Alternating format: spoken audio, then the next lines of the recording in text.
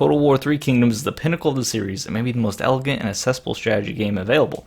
Three Kingdoms emphasizes the best aspects of Total War while mercifully minimizing the frustrations. You begin a campaign by selecting one of 15 characters, all from the Three Kingdoms period of ancient China. Each character enjoys one or more unique mechanics and units with their own starting location within a fractured Han Dynasty China.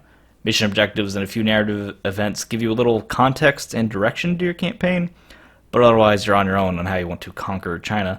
Civic and military success earns prestige, which grants stepwise ranks all the way up to Emperor. These prestige rankings improve and expand your capabilities, and increasing the score is your primary objective. Once the top faction earns a crown and becomes king, the next two strongest factions follow suit and also establish their own kingdoms. The last king standing becomes emperor and wins. That's the end of the game. Before we get into more details about the campaign, I do want to shout out the best improvement Three Kingdoms has made to the series, and that's just that turn times are so fast. Even with so much to do and such an expansive game, there's the opponent turns takes like a minute. It's super fast. Last time I played Total War Warhammer 2, specifically, the AI turns felt interminable. It was like it took so long. Every time you hit that end turn button, it took forever for you to play again. So I was happy, even if my playtime was limited, I could spend most of that time actually playing the game instead of waiting for the AI to do their thing. There are two primary resources in Total War Three Kingdoms: money and food.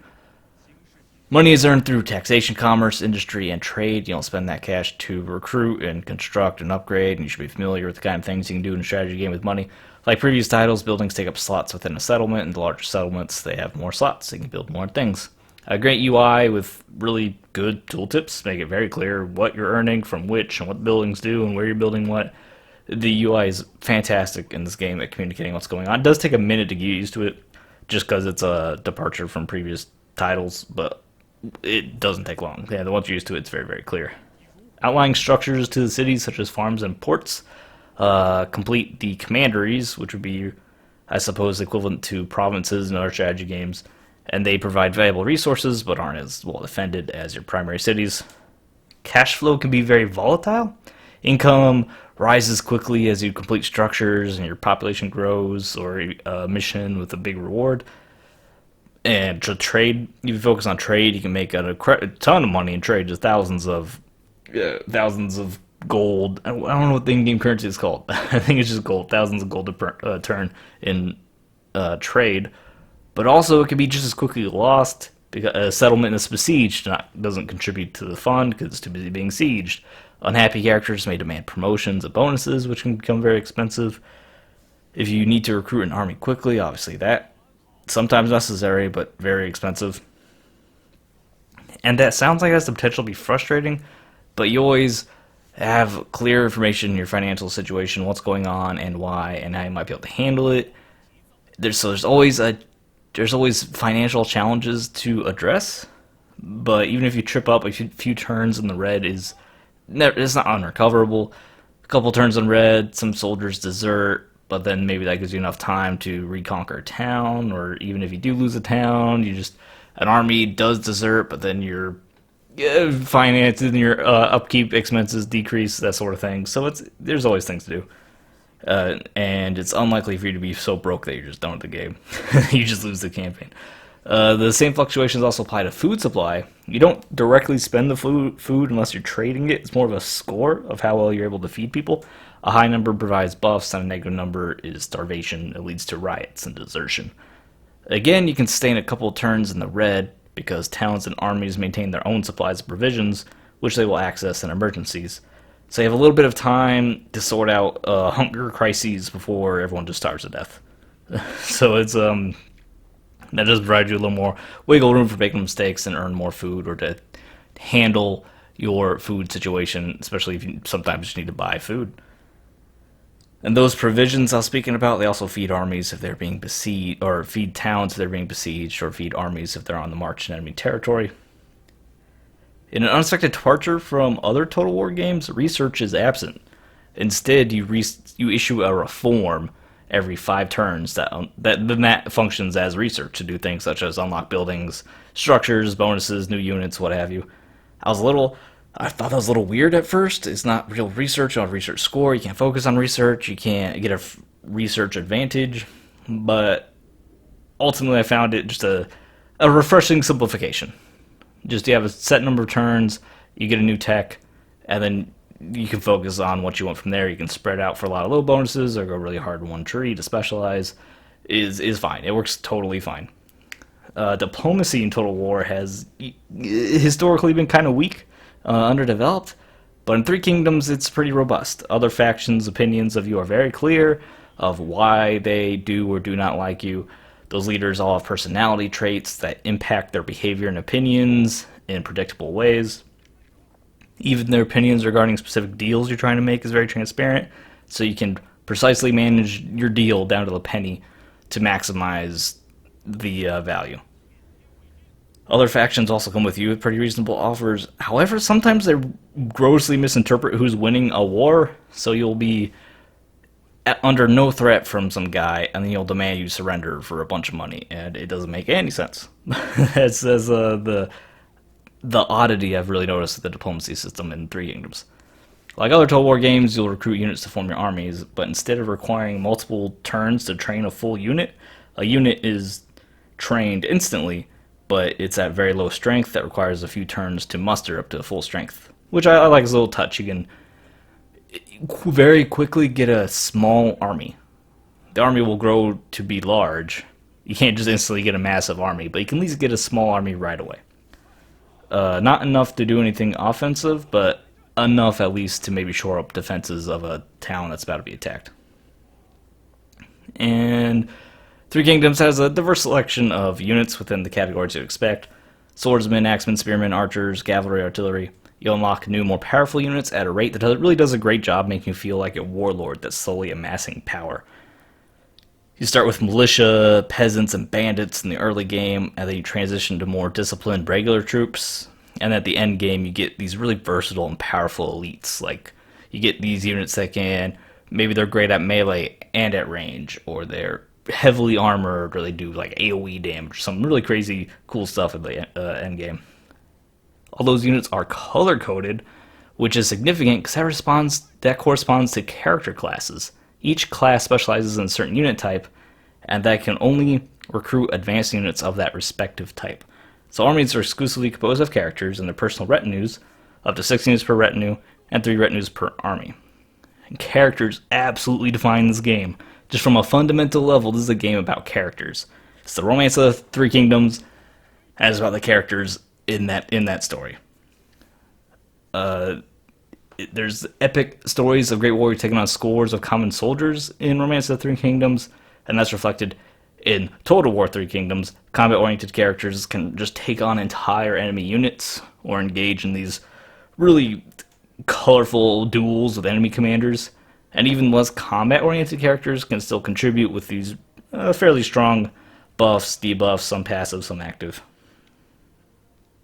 Outside of combat, characters still define the strength of your faction, because they will administer commanderies or bonuses, engage in assignments for mostly economic benefit. They can also be dispatched as spies, and they also form a personal council, which you get special missions from. There's plenty of jobs to do, but Three Kingdoms stops you being overwhelmed because the requirements of your staff are only slowly increased. However, if you neglect to manage your heroes, dissatisfaction takes root, and ambitious characters may rebel. And if you have them leading an army or leading a province, they can just take the whole thing with them. So you do need to be aware of people's feelings.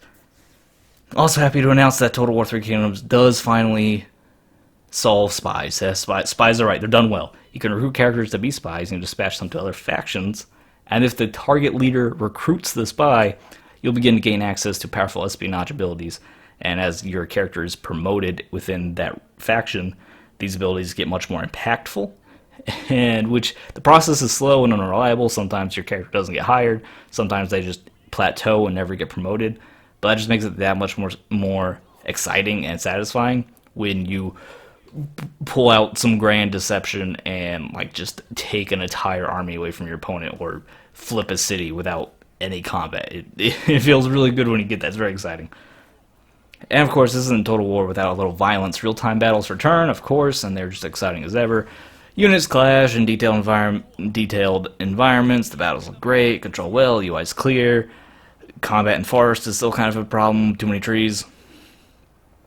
Typical rock paper scissors interactions return. Swordsmen beat spearmen, that beat cavalry, that beat archers, that beat unshielded swordsmen or unit or whatever. It's a cycle. If you ever played a Total War game before, or really like most strategy games, you get the idea. These battles in Total War have always been really good, and I think they were perfected about a decade ago. So it's not is what you expect, but in a great way. The biggest deviation is again a consequence of the character system. Because there are 5 different character classes, but only 3 in an army, excluding some of the characters do like a dual class thing, which is fun, but they're not as common.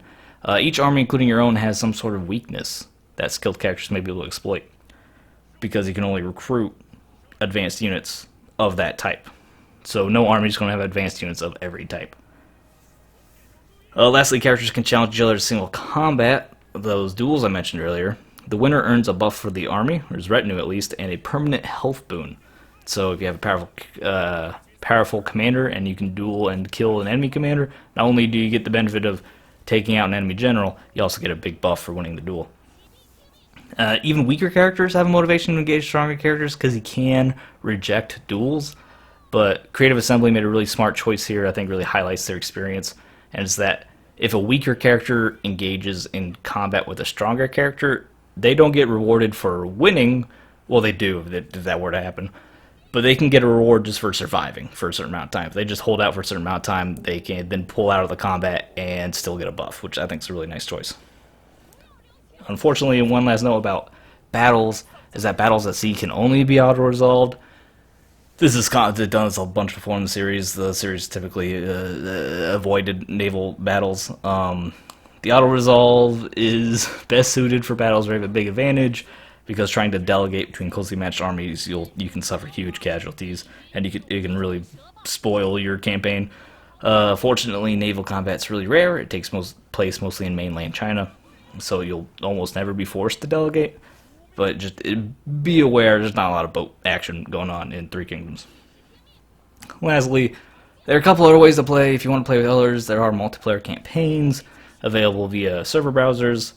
If you'd rather just fight battles, there's custom battles, historical battles, which replicate battles in Three Kingdoms, Romance of Three Kingdoms, and also ranked matchmaking. They've always been secondary modes for me, so I haven't really dipped in them very much, but I do appreciate that they're there for those that wish to use them. For me, the big thing for Total War has always been just the campaign. You just lead your big campaign, and multiplayer campaigns tend to take too long. Then the battles are cool, but to me, the battles really are only great within the context of a campaign. They're fun on their own, but I think having a battle fought in the context of a campaign, having consequences to the battle, and a reason why the battle is taking shape the way it has, really makes them feel that much better than just like kind of a regular strategy like RTS event. The campaigns have plenty of variants, lots of content, so you can justify several playthroughs with different characters, different strategies, and it just allows for strategic depth while still being accessible to gamers that don't want to take a college level course just to learn how to play. I have mostly thinking of like Paradox titles here, where they can be very complicated. The UI is a little unfriendly, and it's a real effort to learn to play those games. Not that they are bad games, but it can be a real challenge to learn to play, and you really have to commit and say, I want to learn how to play this. Versus in Total War Three Kingdoms, you can much lower barrier to entry. It's fun, elegant, fantastic game on its own merit, and I would say it's a must for anyone interested in a solo strategy experience, and just a strong recommendation otherwise. Thanks for listening. I'll see you later.